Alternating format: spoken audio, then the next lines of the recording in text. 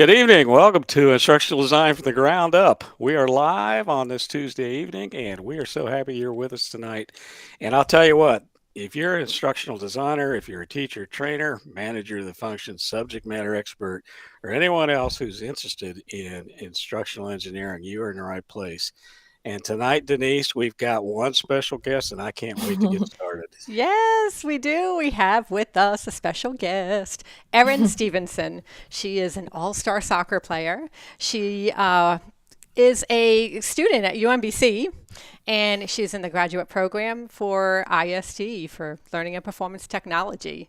hmm And we're really excited, Erin, to talk with you tonight because we're going to talk about the intersection of athletics and academics. And we also want to talk about your experience with starting in the graduate program and seeing the relationship on the field of how instructional design works and how you can actually, how it relates to what you're doing on the field and off the field. So, yes, let's hear from you, Erin. Let's talk about your journey. I understand you're an undergrad major in psychology, hmm and then you wanted to continue playing soccer, right? So you were deciding, well, I need to enroll in something to keep me here. And so, what brought you to the field of instructional design? Yeah, so I remember last spring when I decided to stay here for another year. I've always wanted to work with people and build people up and just have the main goal is that everyone should be winning in life. Like that's why I graduated with a degree in psychology was because I could help people. And then with ISD, it was another thing that UMBC was offering that I could see myself helping people in. And I didn't have a lot of background, even an understanding of what it really was. But I knew like it was reading the description of ISD. I was like, okay, I could see myself doing that. In undergrad, I did take teaching and education classes, and a lot of things were building a curriculum and objectives, and doing a lot of things in schools. So that was where I found the comparison of, oh, this is something that I could enjoy doing, except I had no idea what to expect going into it, or who was going to be in my classes. Was it going to be um, students that just graduated undergrad, or was it going to be students who are been in the field for 30 years or whatnot and coming back to class? And so that was the nerve-wracking part of that. And that's always the case. And of course, when you came in, like so many people that don't have a background in instructional design, and you are considerably younger than the average person in most graduate programs in instructional design, it's very rare to have someone go from undergrad in anything into a graduate program in this. So you should feel very good about the fact that you made what I think is an excellent decision. But of course, I'm going to say that. But it's always intimidating to think there's been people in this for so long that they're going to just keep their eyes closed through the semester. And, the truth and the hard reality of it is that I've had a lot of people with PhDs that come back to get a graduate degree in instructional design. And they've been doing this 20, 30, sometimes more years. And they are harder to teach than you would ever be in a lifetime because they hmm already know it all. And unfortunately, they got it all wrong. Yeah. And trying to uneducate and get them back to basics into looking at the science of things and everything else. I would rather have a classroom full of students like you that come in with an open mind, they're eager to learn, they've got a background in a hard field like psychology, which I think is a perfect background for instructional design. And golly, I mean, from my perspective, that's the kind of students I like to see. Of course, I love them all, but it's just I know how intimidating that is for you. And Yeah. you handled it with grace and style and came out in flying colors, of course. But on top of this whole undercurrent of what you're doing in academia is a student athlete. And I have found, and I think most would agree with me, that student athletes are really more prepared for academic work than anybody would ever give them credit for because they're Yeah. used to hard work, they're used to deadlines, they're used to meeting expectations of somebody else, they're used to planning, they're used to follow through and all the things like that. And am I crazy or is this a relationship that works professionally? I mean, it just Yeah. seems like such a natural way to go. Yeah.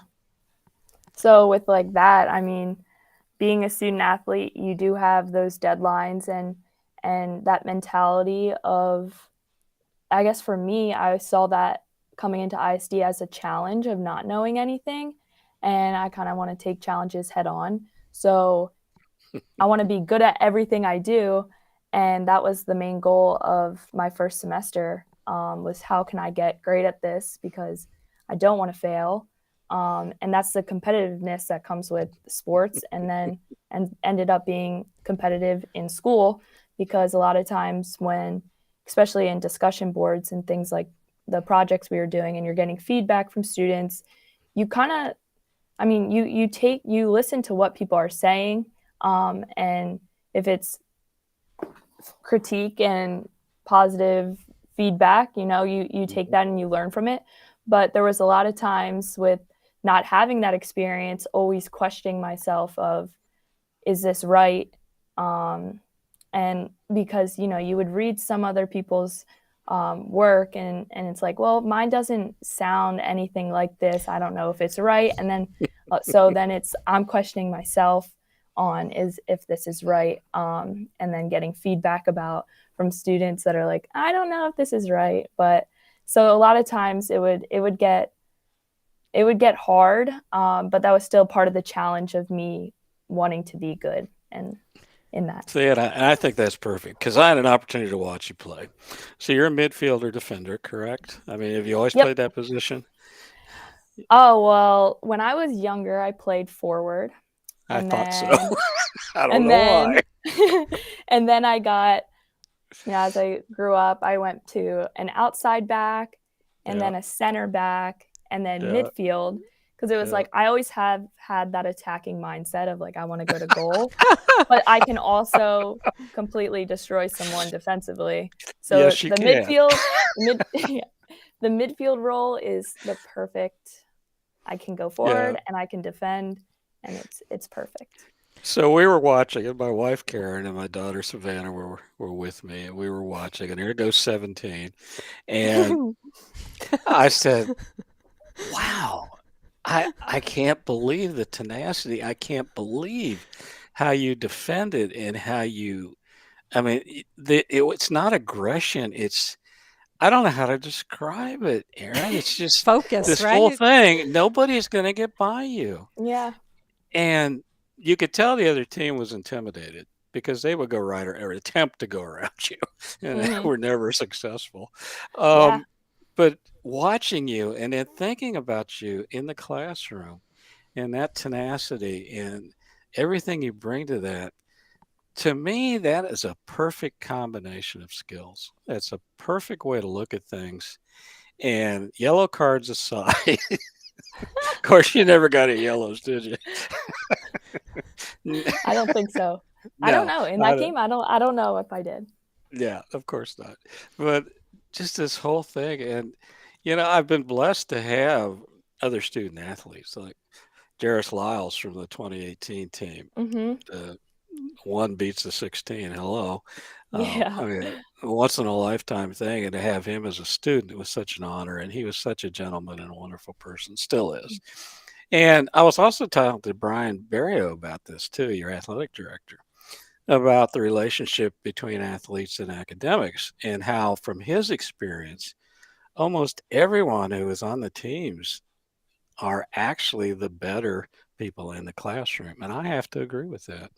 Yeah. I mean, growing up, I was never the best student. It was like a way I just got away with not being the best student. But in college, it was almost like soccer meant so much to me, and school has never meant so much to me.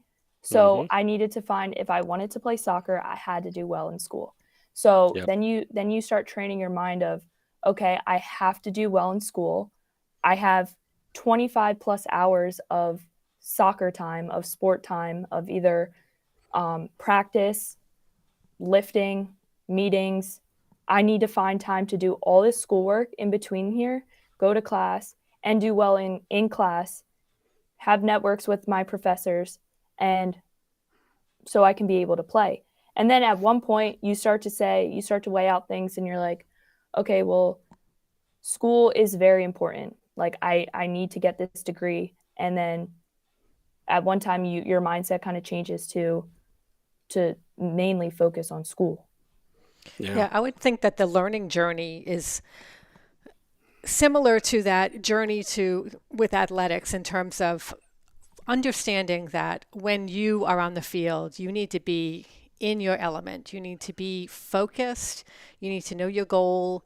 You need to have a strategy in place.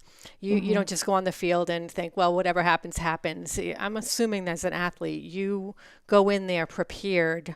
You've worked all week to prepare for games and things of that sort. And so as a student, I wonder, do you attack it the same way? Do you look at your syllabus at the beginning of a semester, and look at the assignments that are going to be due, and plan it out in your head, and look at it with the same focus? Is that how you get through that Totally. tough balance of academics and athletics and just everyday life? Because as instructional designers, as professionals, we have that work-life balance that we have to maintain. And it's hard for a lot of people. And so I'm just inspired listening to all the stuff that you have on your plate. And from one busy person to another, it's not easy to balance all of that. So I'm really Yeah. impressed that you're able to do that. Yeah. And so speaking like to those who might be viewing who maybe struggle with that aspect of their life of keeping that balance, what would you say to them? I mean, the biggest thing is time management and organization. With everything, from the moment I got to UMBC, having team meetings for the freshmen about time management was very much talked about, because if you don't time manage, you are not going to be successful. If you don't stay organized, you're not going to be successful. So a lot of things, every semester, I get a new agenda, and for the year, and I get the syllabi.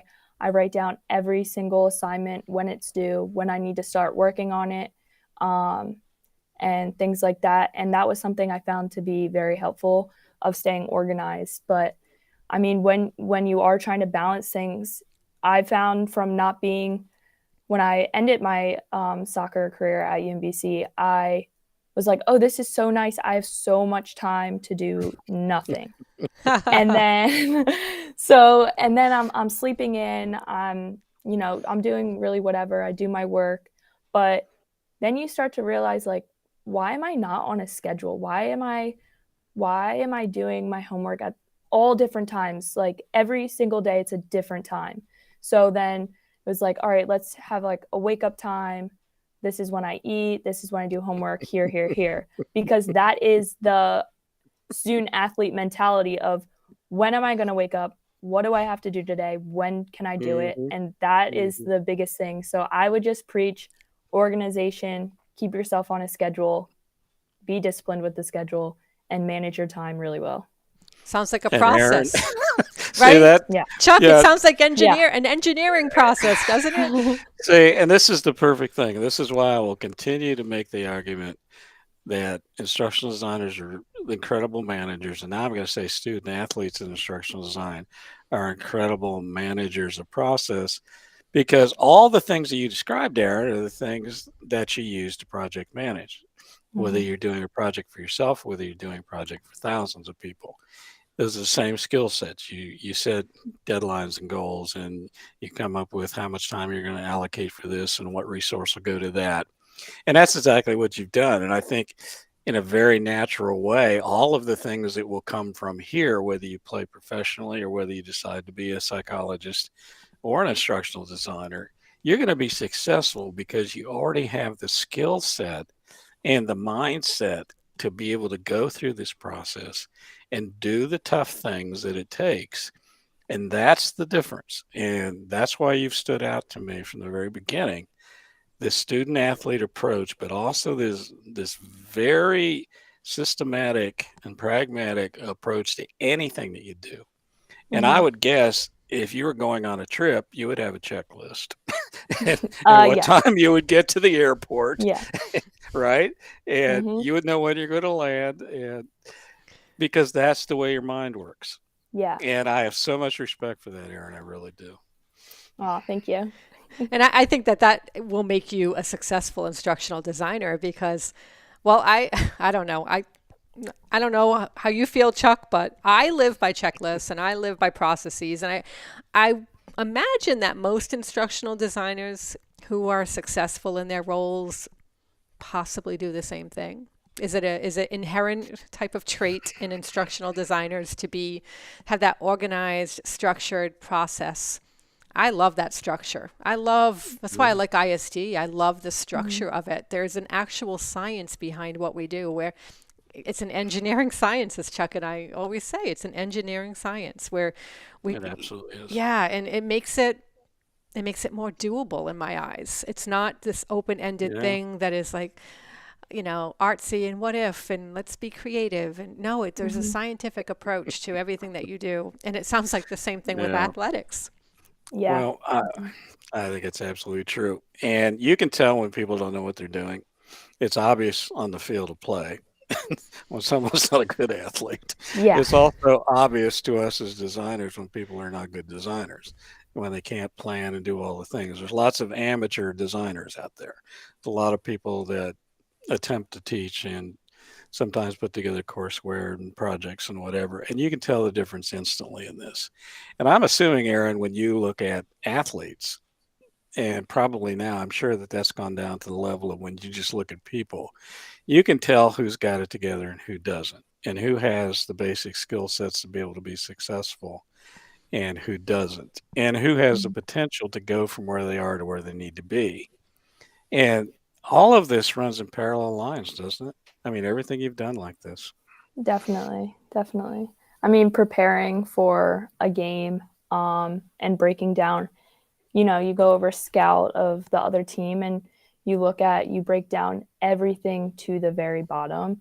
And I kind of related that with ISD because going through designing a whole program, you break down everything to the very bottom is the most important, or you're not going to get all the data and information that you need to design something great.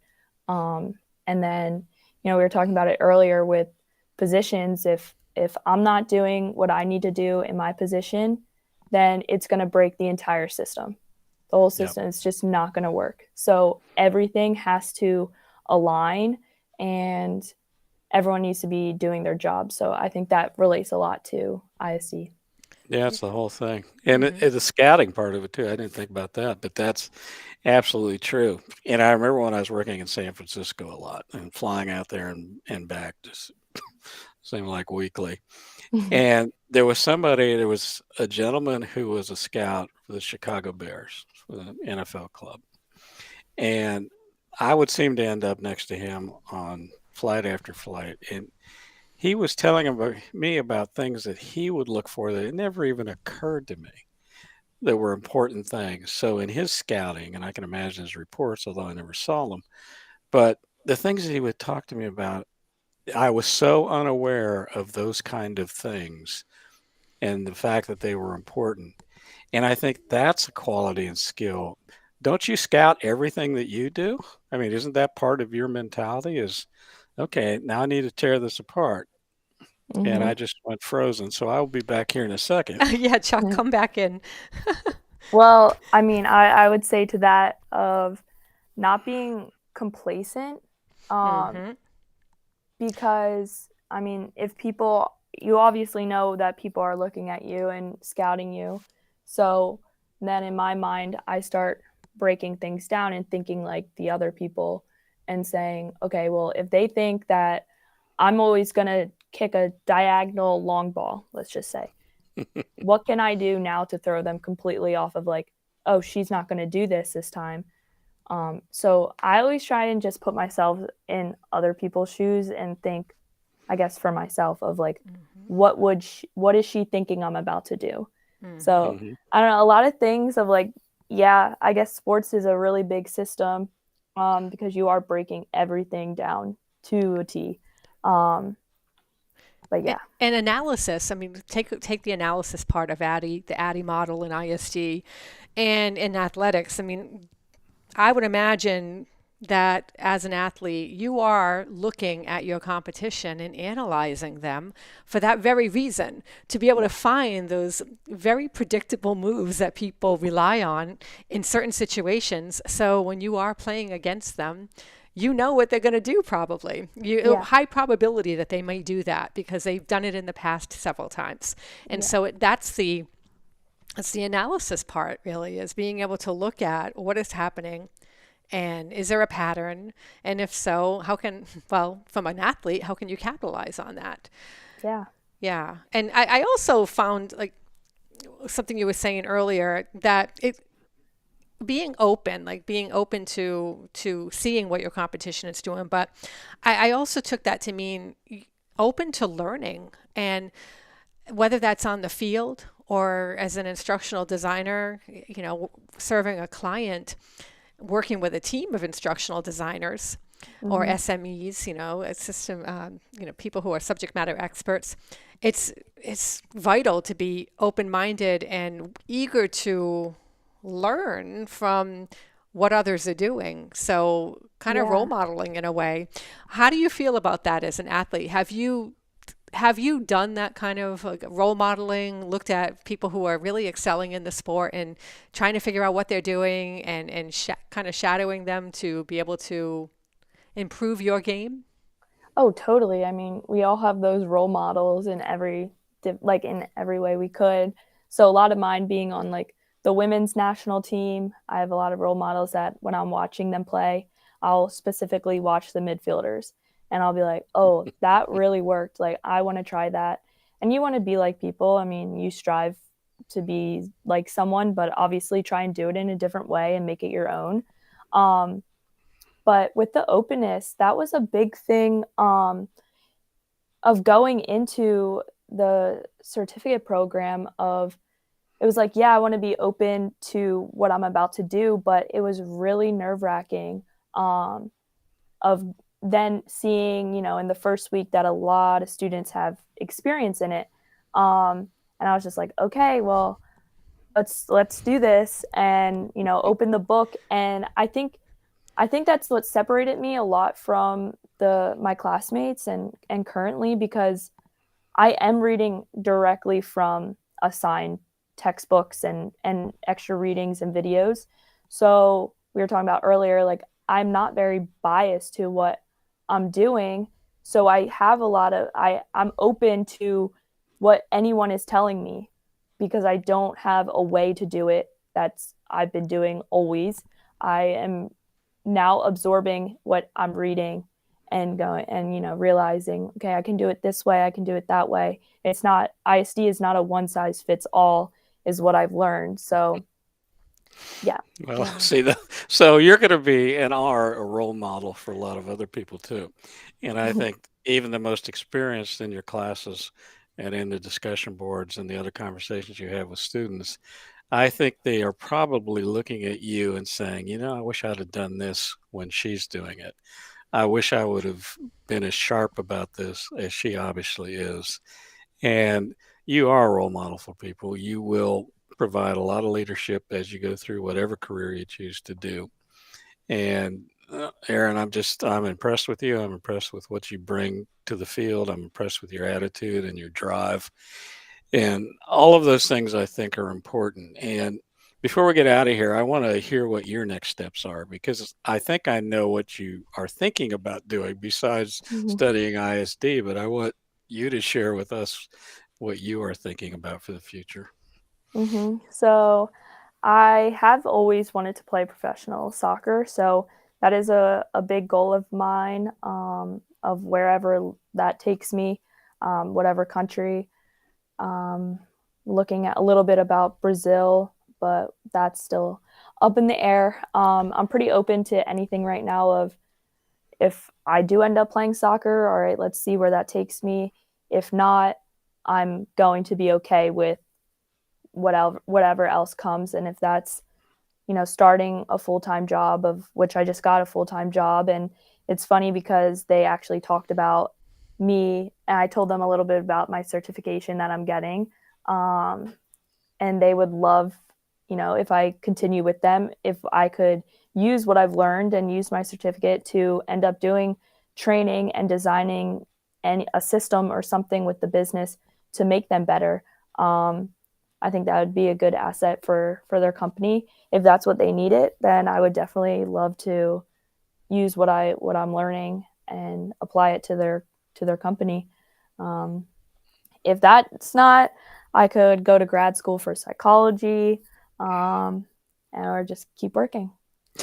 But I have like I have different avenues I can take right now. It's not a bad thing. It's not a bad Oh, thing. that's a terrific thing. And you're going to have a graduate credential in instructional design, which is right now gold. There are literally tens of thousands of jobs for instructional designers. And I keep posting them on LinkedIn, and people are probably getting sick of it. But some of Yes. them are so incredible, I want to apply for them. I mean, you know, I wouldn't mind You working for want you some of want to these. be the Yeah. instructional designer for the Denver Broncos. Okay. It's all Maybe out. Disney. You want to work for Disney. I know. Y- I did a lot of work with Disney in Orlando in a different role, and I like Kissimmee. I could get used to that down there, I think. But Aaron, I mean, this is just so cool. And Denise and I have decided if you go to play in Brazil, that we have to do a remote down there, and we'll do a show Definitely. for wherever you are, and we will make that happen. But I can't thank you enough for being part of this little Oh, thing we do here on YouTube. And I want to thank you personally for asking me to represent you at Faculty Appreciation Night. That touched me of very course. deeply, Of and I course. do appreciate that. So, whatever happens from here, we're going to keep in touch with you and let Totally. all the folks looking at the channel that we will not be doing one video with Erin. We will be doing as many as we can because we want everybody to keep up with what she's doing. And just look at this role model in front of you. And Denise, you know what? Pretty cool. Pretty cool is right. Uh, Thank you so much, Erin. I loved hearing your story, and I find it inspiring. I'm a student. I'm Thank a you. current graduate student in ISD, and I love the concept of ISD, and I love hearing how your take on it, how you view it, the lens that you view it through with Hmm. athletics and with your very busy lifestyle. It's just really inspiring. So thank you so much for sharing that story with us. Of course. Thank you guys so much for having me. Of course, it's been our honor and pleasure. And to everybody watching, whether you see this now live with us, which is not a huge crowd, but you see this in post production, remember this channel's for you if you're an instructional designer, if you're a subject matter expert, teacher, trainer, someone who works in this field, if you're just interested in instructional design. Look down through our 90 videos, find one that you like, send us comments, send us ideas for shows, but be a part of this community. And remember, this is not monetized. We don't have a Patreon. This is out of Denise and I's pocket, and we're both getting second mortgages. So we'd appreciate it if you would continue to watch here on YouTube. So, from all of us, have a great rest of your day, and we'll see you next time. Thank you so much. Thank you, everyone. Bye. Bye.